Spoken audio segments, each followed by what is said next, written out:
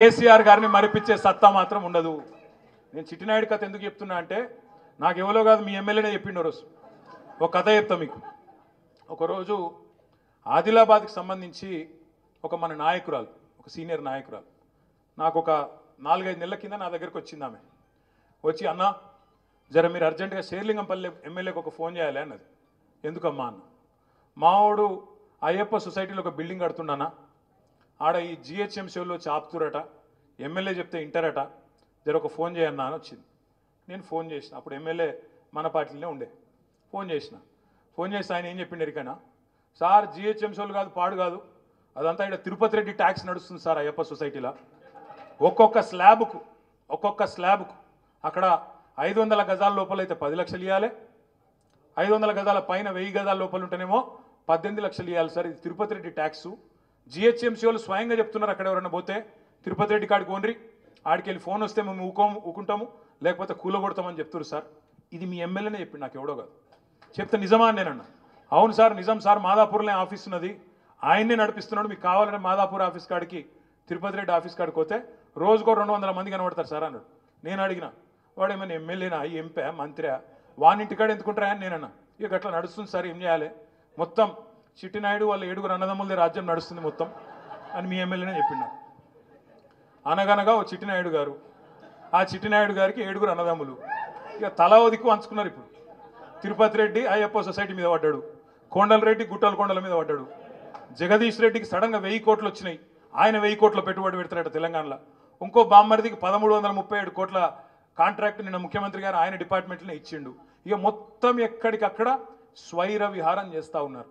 ఇక్కడికి వచ్చిన మా అన్నదమ్ములు నేను అడుగుతా ఉన్నా, రంగారెడ్డి జిల్లా బిడ్డలు కానీ మేడ్చల్ బిడ్డలు కానీ నేను అడుగుతా ఉన్నా, ఇలా హైదరాబాద్లో రియల్ ఎస్టేట్ ఎట్లుంది, డమాల్ అయిందా? తెలుసు రంగారెడ్డి జిల్లా వాళ్ళకి, మేడ్చల్ జిల్లా వాళ్ళకి, హైదరాబాద్ చుట్టూనే జిల్లాల వాళ్ళకి తెలుసు. ఎందుకు డమాల్ అంటున్నది ఒక్కడే ఒక కారణం, ఈ ముఖ్యమంత్రి ఈయన చేస్తున్న ఘాతకాలు, ఈయన కుటుంబ సభ్యులు చేస్తున్న సెటిల్మెంట్లు, భూ దందాలు, బిల్డర్లను బెదిరించుడు, హైడ్రా పేరు మీద వసూళ్లు, ఈ కార్యక్రమాలన్నీ ఒక్కొక్కటిగా బయటికి వస్తాయి. ముఖ్యమంత్రి గారు ఏం సంబరపడుతున్నట్టే, నాకు ఒక బుగ్గకారు దొరికింది, పైన రాహుల్ గాంధీ పిలుస్తున్నాడు, ఇప్పటికి 22 సార్లు వేయొచ్చిండండి ఢిల్లీకి. ఈయన చేసిన అతి గొప్ప పని ఏంటంటే 9-10 నెలల్లో 22 సార్లు ఎక్కే విమానం దిగే విమానం, చేసింది మాత్రం ఏం లేదు. గట్లున్నది కథ. ఒక్క కొత్త పథకం లేదు, పెన్షన్ పెంచింది లేదు. పక్క రాష్ట్రంలో చంద్రబాబు నాయుడు గారు మొన్ననే ముఖ్యమంత్రి అయ్యిండు. ముఖ్యమంత్రి అయిన వారం రోజుల లోపలనే చంద్రబాబు నాయుడు పెన్షన్లు పెంచిండు.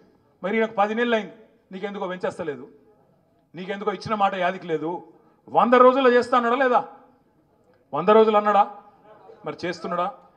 చేస్తలేడు. అందుకే నేను మీ అందరితో ప్రార్థించేది ఒకటే, మనకు తాత్కాలికంగా కొంత ఇబ్బంది ఉండొచ్చు, ఎమ్మెల్యే వేయండి కావచ్చు, గెలిపించిన కార్పొరేటర్లు కూడా కొంతమంది జంపు కావచ్చు, మీకు బాధ ఉండొచ్చు, కొంత ఇబ్బంది ఉండొచ్చు. కానీ నేను మిమ్మల్ని కోరేది ఒకటే, ఎలక్షన్లు వస్తాయి, మళ్ళా అల్టిమేట్గా ప్రజల తీర్పే శిరోధార్యం ప్రజాస్వామ్యంలో. అవి కార్పొరేషన్ ఎన్నికలు వస్తాయి, అదేవిధంగా శేర్లింగంపల్లి ఉప ఎన్నిక కూడా ఖచ్చితంగా వస్తుంది, మమ్మాటికి వస్తుంది.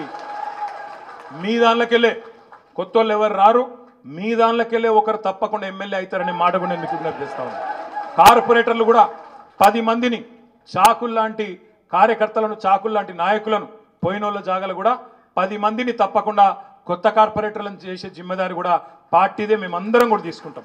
ఇప్పుడే అక్క చెప్పింది, సబితక్క చెప్పింది, కృష్ణారావు గారు చెప్పినారు, మిగతా సోదరులు కూడా వేదిక మీద ఉన్న వాళ్ళందరం మీకు ఒకటే మాటిస్తూ ఉన్నాం.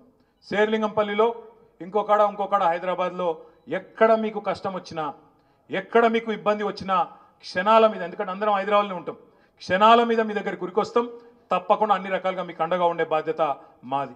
అది హైడ్రా బాధ కావచ్చు, ఇంకో బాధ కావచ్చు, ఏ బాధ ఉన్నా ఒక్క ఫోన్ కాల్తో నిరుకొస్తాం. కొత్త కమిటీలు కూడా వేసుకుందాం, కొత్త డివిజన్ కమిటీలు వేసుకుందాం. కొత్తగా పార్టీ నిర్మాణం కూడా పోయినోళ్ళు పోయినరు, ఉన్నోళ్ళతో మంచిగా పకడ్బందీగా నిర్మాణం చేసుకుందాం. కానీ కొంతమంది చెప్పంపుతున్నారు, ఇప్పుడే కృష్ణనే చెప్తున్నాడు, తప్పు చేసినామన్నా మేము ఇలా పోయి బేకార్ అయిపోయింది కథ, మేము కూడా వస్తాం, జర మమ్మల్ని కూడా క్షమించండి, చేర్చుకోండి అని కొంతమంది చెప్పంపుతున్నారని చెప్పిండు. చూద్దాం, వాళ్ళు నిజంగానే బుద్ధిమంతులు, ఎవరైనా బుద్ధిమంతులు ఉంటే చూద్దాం. ఇక బుద్ధిహీనులు, పనికిరానోడు, మనకు ప్రజల ఆల్రెడీ ఖర్చు అయిపోయింది ఈయన అనుకుంటే ఇడిచిపెడదాం. కానీ ఒకటి మాత్రం పక్కా, ఇవాళ రాష్ట్రం మొత్తంలోని ప్రజలు, నిన్న మీరు చూసినారు, ఒక ముస్లిం సోదరుడు మాట్లాడుతున్నాడు నిన్న సోషల్ మీడియాలో, అన్నా కేసీఆర్ అన్నా आप याद आ रहे हमारे को, आप जल्दी वापस आओ, कहाँ भी हैं आप, जल्दी आना वापस, मैं ये लोग बहुत सता रहे हमारे को అని చెప్పి నిన్న ఒక ముస్లిం సోదరుడు మాట్లాడుతూ ఉన్నాడు. ఒక సోదరుడు జేసీబీ వచ్చి బుల్డోజర్ వచ్చి ఆయనను కొట్టేస్తుంటే, ఇల్లు కొట్టేస్తుంటే ఆయన గట్టిగా ఆక్రందనలు చేస్తున్నాడు. అన్నా కేసీఆర్ అన్నా నువ్వు రావాలే, ఎక్కడున్నా మమ్మల్ని కాపాడాలని చెప్తా ఉన్నాడు. రాష్ట్రం మొత్తంలోని ప్రజలు కూడా కేసీఆర్ తిరిగి రావాలి అని చెప్పే రోజు ఎక్కువ దూరం లేదు. తప్పకుండా సందర్భం వస్తుంది. మళ్ళీ పేదల కండగా, మళ్ళీ హైదరాబాద్ ప్రజల కండగా బీఆర్ఎస్ఏ ఉంటుంది. ఈ గులాబీ కండువానే 10 ఏళ్ళు ప్రాంతీయ విద్వేషాలు లేకుండా, ఆంధ్ర తెలంగాణ ఫీలింగ్ లేకుండా, ఏ ఫీలింగ్ లేకుండా, ఎట్లా అయితే 9.5 ఏళ్ళు ఒక్క చిన్న గొడవ లేకుండా, చిన్న ఇరిటేషన్ లేకుండా, కర్ఫ్యూ లేకుండా, కల్లోలం లేకుండా, హిందూ ముస్లిం పంచాయతీ లేకుండా అన్నదమ్ముల్లాగా ఎట్లయితే హైదరాబాద్లో బతికినామో భవిష్యత్తులో కూడా